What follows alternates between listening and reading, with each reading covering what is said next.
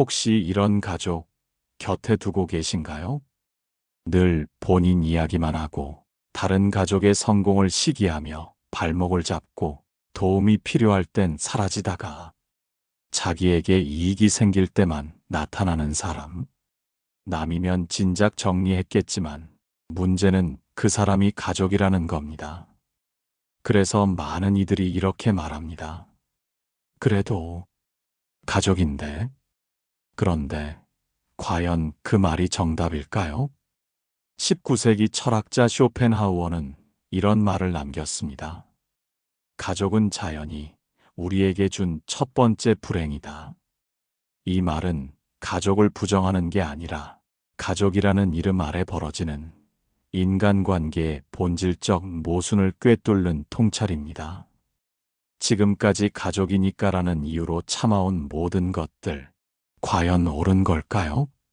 아니면 우리는 가족이라는 굴레에 갇혀 진정한 자유와 행복을 놓치고 있는 걸까요? 오늘 영상은 이기적인 가족에게 휘둘리지 않고 내 삶을 지키기 위한 철학적 방법을 알려드립니다.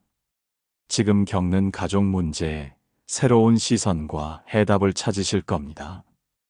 끝까지 함께 하시길 바랍니다. 왜 가장 가까운 가족에게 상처받는가? 인생을 살다 보면 가장 아픈 상처는 의외로 낯선 사람이 아닌 가족에게서 받게 됩니다.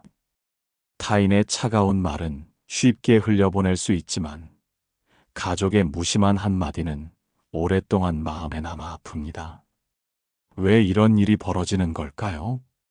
먼저 우리는 가족에게 특별한 기대를 품고 있습니다. 가족이라면 당연히 나를 이해해주고 내 편이 되어주고 나를 사랑해줄 것이라고 생각합니다. 이런 기대가 클수록 실망도 큽니다. 부모님께서 형제 중 한 명만 편애하시거나 자녀들이 명절에만 안부를 물을 때 느끼는 서운함이 바로 이런 기대와 현실의 차이에서 오는 것입니다. 둘째로, 가족 관계에서는 감정의 방어막이 낮습니다. 타인 앞에서는 예의를 지키고 조심스럽게 행동하지만 가족 앞에서는 자연스럽게 본 모습을 드러냅니다. 그 과정에서 서로에게 상처를 주고받게 됩니다. 가족이니까 이해해 줄 것이라는 안일한 생각이 오히려 더 큰 상처를 만들어냅니다. 셋째, 가족은 서로를 너무 잘 압니다. 어디를 건드리면 아픈지, 어떤 말을 하면 상처받는지 누구보다 잘 알고 있습니다. 때로는 의도하지 않았는데도 예민한 부분을 건드리게 되고, 때로는 화가 났을 때 그 아픈 곳을 의도적으로 건드리기도 합니다. 이런 상황에서 받는 상처는 더욱 깊고 오래 갑니다. 넷째, 가족이라는 울타리 안에서는 역할에 대한 고정관념이 강합니다. 부모는 언제나 자녀를 보호해야 하고, 자녀는 언제나 부모에게 효도해야 하며, 형제는 서로 도와야 한다는 생각이 뿌리 깊게 자리 잡고 있습니다. 이런 역할에 맞지 않는 행동을 보일 때 더욱 실망하고 상처받게 됩니다. 다섯째, 가족 관계는 선택이 아닌 주어진 관계입니다. 친구는 맞지 않으면 멀어질 수 있지만 가족은 그럴 수 없습니다. 이런 피할 수 없는 관계에서 갈등이 생기면 더욱 답답하고 힘들어집니다. 특히 나이가 들수록 가족의 소중함을 알게 되지만 동시에 변하지 않는 가족의 모습에 더욱 실망하게 됩니다. 여섯째, 오랜 시간 함께 지내면서 쌓인 크고 작은 상처들이 누적되어 있습니다. 어렸을 때부터 시작된 서운함, 청년기의 갈등, 중년기의 오해들이 해결되지 않은 채 마음 한구석에 남아있다가 작은 일을 계기로 한꺼번에 터져나오기도 합니다. 하지만 역설적이게도 우리가 가족에게 가장 크게 상처받는 이유는 가족을 가장 사랑하기 때문입니다. 사랑이 깊을수록 기대도 크고 실망도 큽니다. 가족이기에 더 솔직할 수 있고 가족이기에 더 많은 것을 바라게 됩니다. 이런 가족의 특성을 이해한다면 가족 간의 갈등을 조금 다른 시각에서 바라볼 수 있습니다. 가족도 완벽하지 않은 인간이며 각자의 한계와 상처를 가지고 있다는 것을 받아들이는 것이 첫 번째 단계입니다. 그리고 가족이라는 이름으로 모든 것을 참고 넘어가기보다는 건강한 경계를 설정하고 서로를 존중하는 관계를 만들어가는 것이 중요합니다. 결국 가족에게 상처받는 것은 인간관계의 자연스러운 현상입니다. 중요한 것은 그 상처를 어떻게 치유하고 더 건강한 가족 관계를 만들어가느냐 하는 것입니다.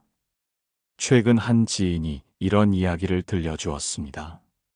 누나가 자신의 결혼식에는 요즘 경제가 어려워서 돈이 없다며 축의금은커녕 참석도 하지 않았다고 합니다. 그런데 한 달 뒤 자기 아들 결혼식에는 친척들에게 300만 원씩 걷어달라고 당당히 요구했다는 것입니다. 이런 상황에서 상처받지 않을 사람이 있을까요? 쇼펜하우어라면 이렇게 말했을 것입니다. 인간은 본능적으로 이기적이며 자신의 욕망을 충족시키기 위해 타인을 이용한다. 그의 관점에서 보면 그 누나의 행동은 예상 가능한 일이었습니다. 사람들은 자신에게 유리할 때만 움직이는 것이 본성이기 때문입니다. 또 다른 예를 들어보겠습니다. 어느 분은 평생 홀로 사는 고모를 극진히 모셨습니다. 병원 갈 때마다 모셔드리고 명절마다 안부를 묻고 용돈도 꼬박꼬박 드렸습니다. 그런데 고모가 돌아가신 후 유언장을 열어보니 재산은 모두 평소 연락도 안 하던 먼 친척에게 남겨졌더라는 것입니다. 쇼펜하우어는 이런 상황에서 지혜로운 사람은 타인에게 기대하지 않는다고 말했습니다. 가족이라고 해서 특별한 배려나 감사를 기대하는 것 자체가 우리가 상처받는 이유라는 것입니다. 가족의 이기적인 행동을 보고 실망하는 것은 마치 비가 오는 하늘을 보고 화를 내는 것과 같습니다. 그렇다면 우리는 어떻게 해야 할까요? 쇼펜하우어의 답은 명확합니다. 가족에게 베푸되 보답을 기대하지 말고 도움을 주되 감사를 요구하지 말라는 것입니다. 그래야 상처받지 않고 마음의 평화를 유지할 수 있습니다. 구체적으로 실천할 수 있는 방법들을 살펴보겠습니다. 먼저, 가족에게 도움을 줄 때는 내가 주고 싶어서 주는 것이라는 마음가짐을 가져야 합니다. 앞서 언급한 고모를 모신 분의 경우, 만약 고모가 나중에 보답해 주실 것이라는 기대 없이 단순히 혼자 사시는 고모가 안쓰러워서 도움을 드렸다면 유언장을 보고도 그렇게 상처받지 않았을 것입니다. 둘째, 가족의 이기적인 행동을 목격했을 때는 역시 사람은 다 그렇구나라고 받아들이는 연습을 해야 합니다. 결혼식에 안 온 누나가 자기 아들 결혼식에 300만 원을 걷는 것을 보고 분노하기보다는 누나도 결국 자기 일이 우선이구나. 그게 인간의 본성이지라고 담담히 받아들이는 것입니다. 셋째, 가족 관계에서 거래의 개념을 버려야 합니다. 내가 이만큼 해줬으니 너도 이만큼 해줘야 한다는 생각을 버리고 내가 할 수 있는 만큼만 하되 그것이 돌아오지 않아도 괜찮다는 마음을 갖는 것입니다. 쇼펜하우어는 행복은 우리가 원하는 것을 얻는 것이 아니라 우리가 가진 것에 만족하는 것이라고 했습니다. 마지막으로 가족의 이기적인 행동에 실망했을 때는 그것을 학습의 기회로 삼아야 합니다. 아, 이 사람은 이런 사람이구나를 알게 된 것만으로도 충분합니다. 다음부터는 그에 맞춰 적절한 거리를 두고 관계를 유지하면 됩니다. 이는 가족을 미워하거나 원망하는 것이 아니라 현실을 있는 그대로 받아들이는 지혜입니다. 가족은 사랑이 전제된 관계인 만큼 실망도 고통도 큽니다. 하지만 철학은 우리에게 말합니다. 사랑하되 기대하지 말고 베풀되 집착하지 말라. 그 말이 결국 우리 자신을 지키는 방법이기도 하니까요. 어떤 분은 이런 고민을 토로했습니다. 형제들이 모일 때마다 자신만 항상 돈을 내고 집안 행사 준비는 자신 몫이었습니다. 그런데 정작 자신이 어려울 때는 아무도 도와주지 않았습니다. 내가 뭘 잘못했나? 하며 밤잠을 설치곤 했다고 합니다. 고대 그리스의 철학자 에픽테토스는 이렇게 말했습니다. 사람들을 괴롭히는 것은 사건 자체가 아니라 그 사건에 대한 판단이다. 형제들의 이기적인 행동 자체는 우리를 괴롭히지 않습니다. 우리를 괴롭히는 것은 가족이라면 당연히 도와야 하는데라는 우리의 판단과 기대입니다. 또 다른 사례를 보겠습니다. 어느 어머니는 자녀들 중 유독 한 명만 편애했습니다. 그 자녀는 돈도 더 많이 받고 관심도 더 많이 받았습니다. 다른 자녀들은 어머니의 사랑을 받기 위해 더 열심히 노력했지만 결과는 늘 똑같았습니다. 이런 상황에서 마르쿠스 아우렐리우스의 말을 되새겨볼 필요가 있습니다. 타인의 과오를 용서하는 것은 그들을 위해서가 아니라 나 자신의 평화를 위해서다. 우리는 어머니의 편애를 바꿀 수 없습니다. 하지만 그 편애에 대한 우리의 반응은 바꿀 수 있습니다. 세네카는 화를 내는 것은 타인의 실수에 대해 스스로에게 가하는 처벌이다라고 했습니다. 가족의 불공정한 대우에 계속 분노하며 사는 것은 결국 자신만 지치게 할 뿐입니다. 스토아 철학자들은 이런 상황에서 감정적 평정을 유지하라고 조언합니다. 가족의 이기적인 행동을 날씨처럼 받아들이는 것입니다. 비가 와도 우산을 쓰고 대처하듯 가족의 이기심도 그냥 그런 것으로 받아들이고 적절히 대처하면 됩니다. 그렇다면 스토아 철학자들의 지혜를 실제로 어떻게 적용할 수 있을까요? 첫째, 매일 아침 통제 가능한 것과 통제 불가능한 것을 구분하는 연습을 해야 합니다. 형제들이 모일 때마다 돈을 내는 상황에서 통제 불가능한 것은 형제들이 돈을 내지 않는 것이고 통제 가능한 것은 내가 돈을 낼지 말지 결정하는 것입니다. 더 이상 형제들이 왜 안 내지? 라고 고민하지 말고 내가 이번에는 돈을 낼 것인가 말 것인가? 에만 집중하는 것입니다. 둘째, 감정이 치솟을 때는 판단과 사실을 분리하는 연습을 해야 합니다. 어머니가 편애하는 상황에서 사실은 어머니가 형에게 더 많은 돈을 주었다는 것이고 판단은 어머니는 나보다 형을 더 사랑한다는 것입니다. 에픽테토스는 사건 자체가 아니라 사건에 대한 판단이 우리를 괴롭힌다고 했습니다.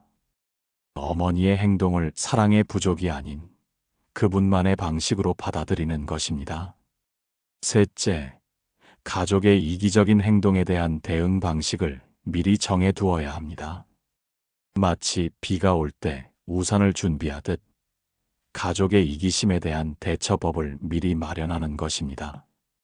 예를 들어, 형제들이 또 돈을 내지 않으면 이번에는 내가 안 내겠다고 미리 정해두거나 어머니가 편애하면 그래도 내 할 일은 한다고 마음을 정하는 것입니다. 넷째, 가족 관계에서 내적 평화를 최우선으로 삼아야 합니다. 세네카는 화를 내는 것은 타인의 실수에 대해 스스로에게 가하는 처벌이다라고 했습니다. 가족의 불공정한 대우에 분노하며 밤잠을 설치는 것은 결국 자신만 해치는 일입니다. 대신 내가 할 수 있는 만큼 했으니 결과는 받아들이자는 마음가짐을 갖는 것이 중요합니다. 마지막으로 가족의 이기적인 행동을 성장의 기회로 활용해야 합니다. 마르쿠스 아우렐리우스는 장애물이 길이 된다고 했습니다. 가족의 이기심 때문에 고통받는 경험이 오히려 우리를 더 강하고 지혜롭게 만들 수 있습니다. 이런 상황에서도 평정을 유지할 수 있다면 나는 정말 성장한 것이다라고 생각하는 것입니다. 어떤 분은 이런 이야기를 들려주었습니다. 아버지가 돌아가시기 전 형제들에게 골고루 재산을 나누어 주겠다고 약속했습니다. 그런데 막상 아버지가 돌아가시자 맏형이 내가 장남이니까 집은 내가 가져야 한다며 아버지의 유언을 무시했습니다. 다른 형제들은 어이없어 했지만 가족 관계가 틀어질까봐 결국 포기했습니다. 부처는 모든 고통은 집착에서 비롯된다고 가르쳤습니다. 이 경우 고통의 원인은 집이 아니라 아버지의 약속은 지켜져야 한다. 형제는 공평해야 한다는 집착입니다. 부처의 가르침에 따르면 이런 집착을 버릴 때 진정한 평화를 얻을 수 있습니다. 또 다른 예를 보겠습니다. 어느 딸은 평생 어머니를 극진히 모셨습니다. 그런데 어머니는 늘 아들만 자랑하고 딸의 노력은 당연하다는 듯 여겼습니다. 딸은 내가 이렇게 해드리는데 왜 인정해주지 않으시지? 하며 속상해했습니다.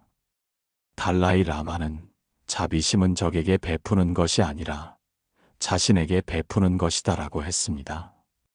어머니의 인정을 받으려는 집착을 버리고 그냥 자신이 할 수 있는 만큼 효도하는 것으로 만족할 때 마음이 편해집니다. 불교의 연기법에 따르면 가족의 이기적인 행동도 그들의 과거 경험과 업보의 결과입니다. 어머니가 아들을 편애하는 것도 형이 재산을 독차지하려는 것도 모두 그들 나름의 이유가 있습니다. 틱나탄 스님은 이해는 사랑의 또 다른 이름이다라고 했습니다. 가족의 이기적인 행동을 개인적으로 받아들이지 말고 그들도 자신의 한계 안에서 최선을 다하고 있다고 이해해 보세요. 그들을 바꾸려 하지 말고 내 마음의 평화를 찾는 것이 더 중요합니다. 그렇다면 불교 철학의 지혜를 실제로 어떻게 적용할 수 있을까요? 첫째, 매일 아침 일어나면서 오늘 내가 집착하고 있는 것은 무엇인가? 를 스스로에게 물어보세요. 마치 옷을 입기 전에 거울을 보듯 하루를 시작하기 전에 마음의 상태를 점검하는 것입니다. 유산 분쟁의 예로 돌아가면 매일 아침 형이 바뀌기를 바라는 마음이 아니라 오늘 내가 평화롭게 지낼 수 있는 방법에 집중하세요. 비가 와도 우산을 쓰고 대처하듯 가족의 이기심도 그냥 그런 것으로 받아들이고 적절히 대처하면 됩니다. 둘째, 가족과 갈등이 생길 때마다 3번 깊게 숨쉬기를 실천하세요. 부처님께서 분노는 뜨거운 석탄을 다른 사람에게 던지려다가 자신의 손을 먼저 태우는 것이라고 하셨습니다. 화가 날 때 즉시 반응하지 말고 숨을 고르며 이것도 지나갈 것이다라고 마음속으로 되뇌어 보세요. 어머니의 인정을 받고 싶어하는 딸의 경우 왜 내 노력을 알아주지 않으시지? 라는 생각이 들 때마다 호흡에 집중하며 내가 선택한 효도는 조건부가 아니다라고 스스로에게 말해보세요. 셋째, 가족을 볼 때 저 사람도 나처럼 행복하고 싶어 한다는 관점을 가져보세요. 형이 재산을 독차지하려는 것도 어머니가 아들만 편애하는 것도 모두 그들 나름의 고통과 두려움에서 나온 행동입니다. 틱나탄 스님의 말처럼 상대방을 꽃으로 본다면 자신도 꽃이 되고 쓰레기로 본다면 자신도 쓰레기가 됩니다. 가족의 행동을 개인적인 공격으로 받아들이지 말고 그들도 자신의 방식으로 삶을 살아가고 있다고 이해해 보세요. 넷째, 구체적인 일상 실천을 통해 집착을 조금씩 놓아주세요. 예를 들어 가족 단톡방에서 자신의 메시지에 답장이 없어도 답장을 받아야 한다는 집착을 버리고 그냥 넘어가는 연습을 해보세요. 명절 때 내가 준비한 음식을 좋아해줘야 한다는 기대 대신 맛있게 먹든 안 먹든 내가 할 수 있는 최선을 다했다는 마음으로 임하세요. 이런 작은 연습들이 쌓이면 큰 갈등에서도 평정심을 유지할 수 있습니다. 다섯째, 매일 밤 잠들기 전에 오늘 가족과 관련해서 감사한 일 하나를 떠올려 보세요. 아무리 속상한 일이 있어도 작은 것이라도 감사할 점을 찾는 연습을 하면 마음이 부드러워집니다. 형이 재산을 독차지해서 속상하지만 그래도 아버지의 장례를 함께 치를 수 있었다거나 어머니가 내 노력을 인정해주지 않지만 건강하게 살아계셔서 효도할 기회가 있다는 식으로 생각을 전환해 보세요. 불교에서 말하는 해탈은 산속에서만 얻을 수 있는 것이 아닙니다. 바로 가족이라는 가장 가까운 관계에서 집착을 하나씩 놓아가며 평화를 찾는 것이 진정한 수행입니다. 완벽하지 않아도 괜찮습니다. 조금씩 하루하루 연습해 나가면 됩니다. 어떤 분은 이런 고민을 털어놓았습니다. 시어머니가 며느리인 자신에게는 차가운 태도를 보이면서도 친정 식구들 앞에서는 우리 며느리가 얼마나 잘하는지 몰라라고 자랑했습니다. 이런 이중적인 태도 때문에 스트레스가 극심했지만 시어머니니까 참아야지 하며 계속 견뎠습니다. 그런데 공자는 부모가 올바르지 못할 때는 완곡하게 간언해야 한다고 했습니다. 가족의 잘못된 행동을 무조건 참는 것은 오히려 그들을 위한 길이 아니라는 것입니다. 공자의 관점에서 보면 시어머니의 이중적인 태도를 지적하고 개선을 요구하는 것이 더 건강한 관계를 만드는 방법입니다. 또 다른 사례를 보겠습니다. 어떤 아버지는 자녀들에게 늘 돈을 요구했습니다. 사업 자금이라고 하면서 돈을 빌려갔다가 갚지 않기를 반복했습니다. 자녀들은 아버지시니까 하며 계속 돈을 드렸지만 아버지는 점점 더 많은 돈을 요구했습니다. 공자는 군자는 화합하되 동조하지 않는다고 했습니다. 아버지와 관계를 유지하되 잘못된 요구에는 동조하지 않아야 한다는 뜻입니다. 논어에서 공자는 임금이 신하를 예로 대하면 신하는 임금을 충으로 섬긴다고 했는데 이는 가족 관계에서도 마찬가지입니다. 일방적인 희생이 아닌 상호 존중이 있어야 합니다.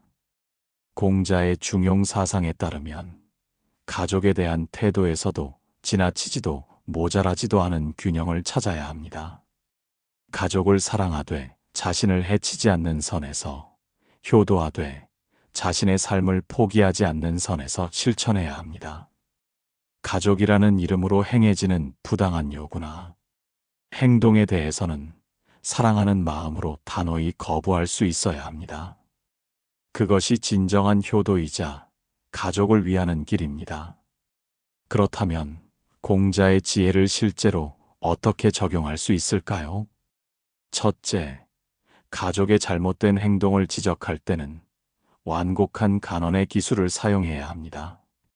시어머니의 이중적 태도를 지적하는 경우, 어머니, 저는 어머니께서 저를 어떻게 생각하시는지 잘 모르겠어요 라고 직접적으로 말하기보다는 어머니, 저희가 더 편안한 관계가 되었으면 좋겠어요 라는 식으로 접근하세요.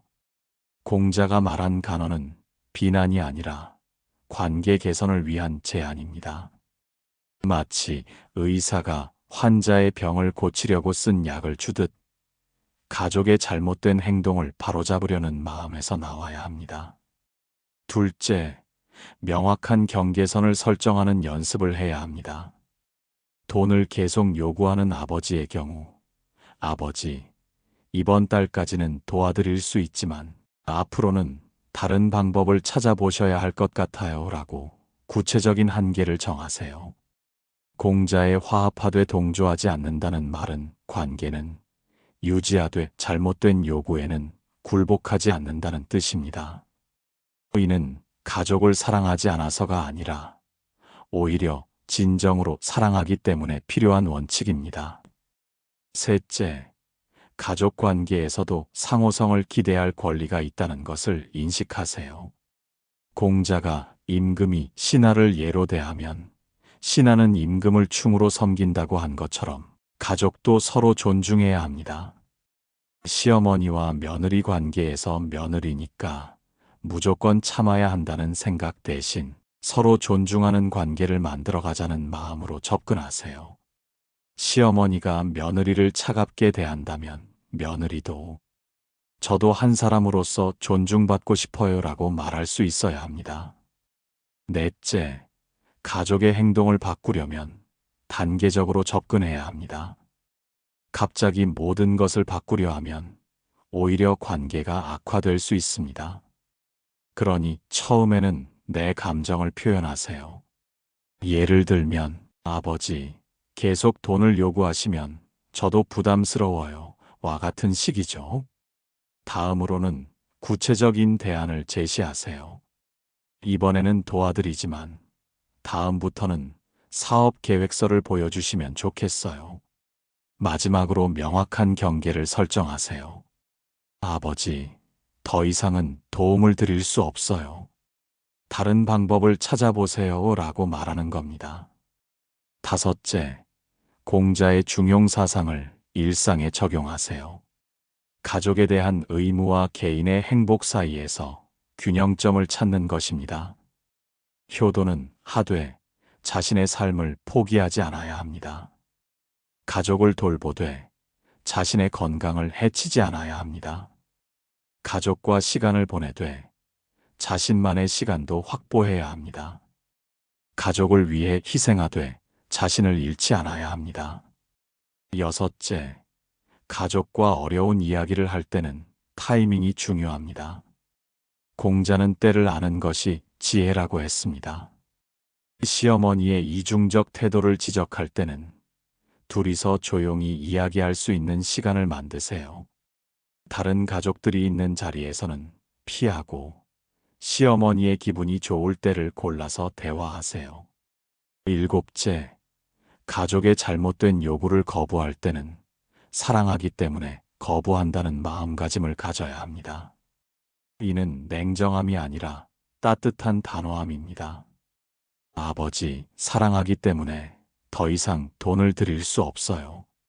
이렇게 계속되면 아버지도 저희도 모두 힘들어질 것 같아요 라고 말하는 것이 진정한 효도입니다.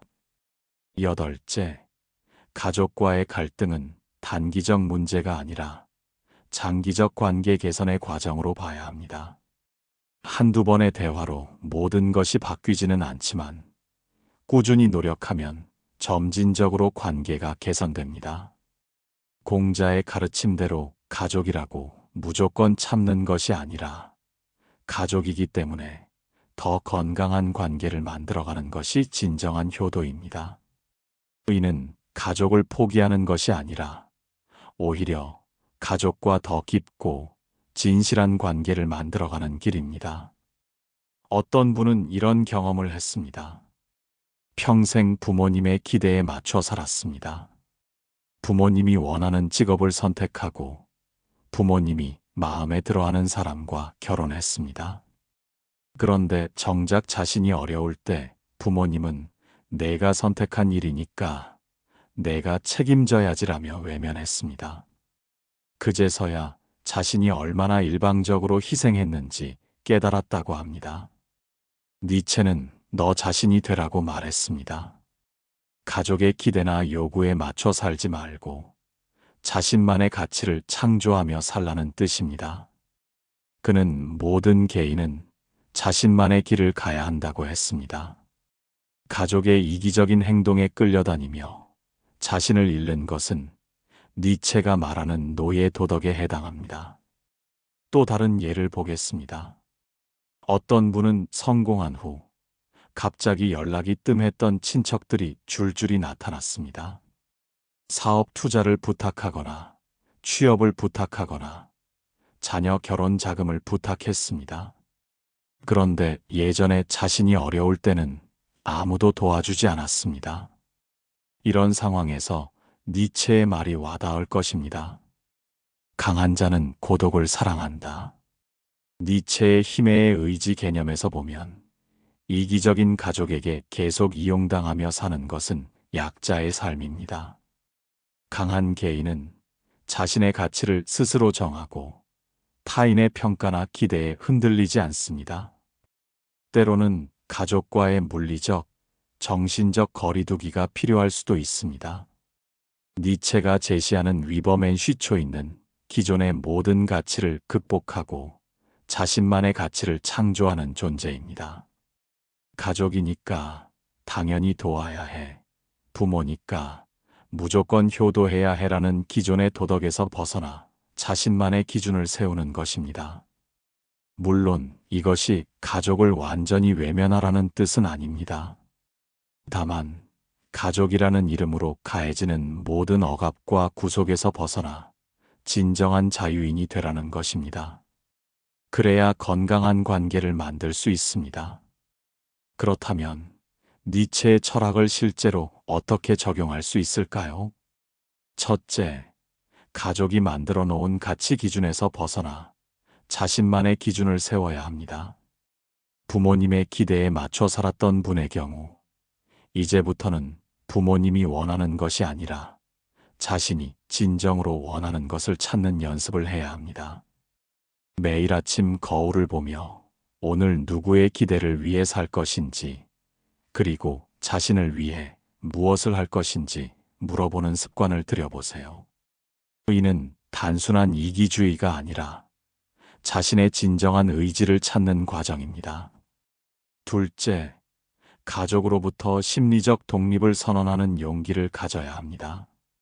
니체가 말한 너 자신이 되라는 것은 가족의 정체성에 묻혀있던 자신을 발견하는 것입니다.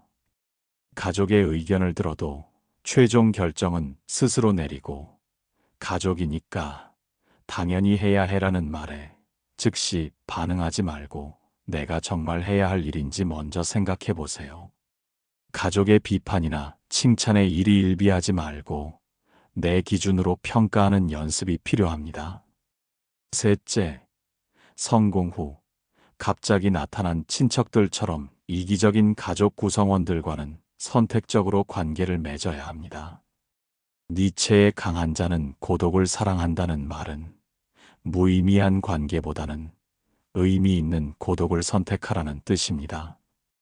진정으로 나를 위해주는 사람인지, 이 관계가 나를 성장시키는지, 일방적인 희생을 요구하는지, 내가 어려울 때도 함께했던 사람인지 이런 기준으로 가족 관계를 재정립해야 합니다. 가족이라는 이름으로 모든 것을 용납할 필요는 없습니다. 넷째, 때로는 가족과 물리적 거리를 두는 것도 필요합니다. 니체가 말한 위버맨시가 되려면 기존의 모든 구속에서 벗어나야 합니다. 가족 모임에 의무적으로 참석하지 않고 가족의 요구에 즉시 응답하지 않고 시간을 두고 판단하며 필요하다면 연락 빈도를 줄이고 가족의 감정적 조작에 휘둘리지 않는 것이 필요합니다. 이는 가족을 미워해서가 아니라 자신을 보호하고 진정한 자아를 찾기 위한 과정입니다. 다섯째, 가족의 기대에 부응하지 않는 것에 대한 죄책감을 극복해야 합니다. 니체는 도덕은 강자를 약하게 만드는 도구라고 했습니다. 가족이니까 당연히 해야 해라는 도덕적 압박에서 벗어나야 합니다. 내가 가족을 실망시켜도 괜찮다고 스스로에게 말하고 내 인생의 주인은 나라고 매일 확인하며 가족의 불만에 대해 그들의 감정은 그들의 책임이라고 생각하고 완벽한 가족 구성원이 되려는 욕구를 버리는 연습이 필요합니다. 여섯째, 가족이 만들어준 정체성에서 벗어나 새로운 자아를 창조해야 합니다. 부모님이 원하는 직업을 선택했던 분은 이제 자신이 진정으로 하고 싶은 일을 찾아야 합니다. 가족의 영향을 받지 않았다면 어떤 사람이 되고 싶었는지 생각해보고 자신의 진정한 흥미와 재능을 탐색하며 가족의 평가와 상관없이 자신을 사랑하는 연습을 하고 새로운 목표와 꿈을 세우는 것이 중요합니다. 일곱째, 가족과 완전히 단절하는 것이 아니라 건강한 경계를 설정하는 것이 중요합니다.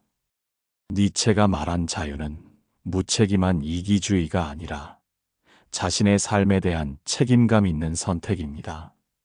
사랑하지만 당신의 기대에 맞춰 살 수는 없다고 분명히 말하고, 도움을 요청받았을 때 할 수 있는 범위를 명확히 하며, 가족의 문제를 내 문제로 받아들이지 않고 필요할 때만 연락하고 의무감으로 연락하지 않는 것이 필요합니다.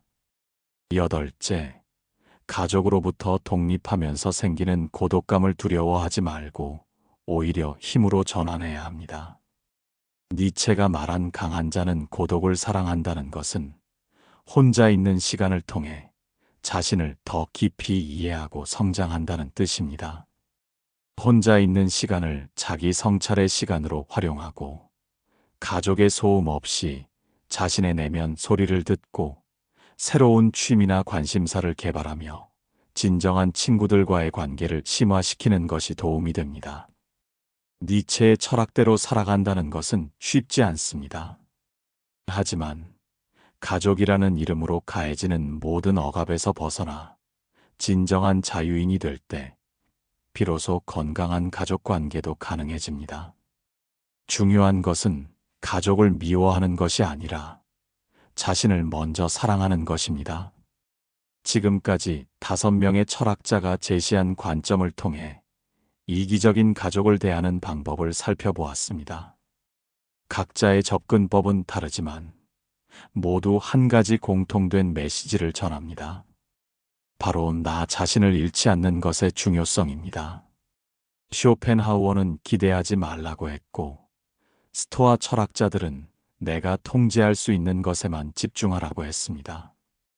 부처는 집착을 버리라고 했고, 공자는 사랑하되 균형을 잃지 말라고 했으며, 니체는 자신만의 가치를 창조하라고 했습니다. 결국 가족이라는 이름으로 행해지는 모든 행동이 무조건 용서되어야 하는 것은 아닙니다. 혈연이라는 끈이 우리를 구속하는 족쇄가 되어서는 안 됩니다. 진정한 가족 사랑은 서로를 존중하고 배려하는 것에서 시작됩니다.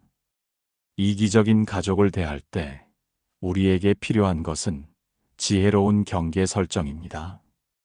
그들을 사랑하되 자신을 잃지 않고 관계를 유지하되 자신의 가치를 포기하지 않는 것입니다. 때로는 거리두기가 필요할 수도 있고, 때로는 단호한 거부가 필요할 수도 있습니다. 마지막으로 기억하세요. 가족이란 서로를 구속하는 존재가 아니라 서로가 서로의 삶을 존중하며 자유를 허락하는 존재입니다. 가족이라는 이름 아래 숨겨진 이기심을 명확히 보고 그것에 휘둘리지 않는 것, 그것이 철학자들이 우리에게 전하는 진정한 메시지입니다. 앞으로 이기적인 가족의 행동에 상처받을 때마다 이 철학자들의 지혜를 떠올려 보세요. 그들의 이기심은 바뀌지 않을 수도 있지만 그것을 바라보는 우리의 시선은 분명 달라질 수 있습니다. 그리고 그 작은 변화가 우리 삶에 큰 평화를 가져다 줄 것입니다. 느린 지혜였습니다. 감사합니다. 구독과 좋아요는 저에게 큰 힘이 됩니다.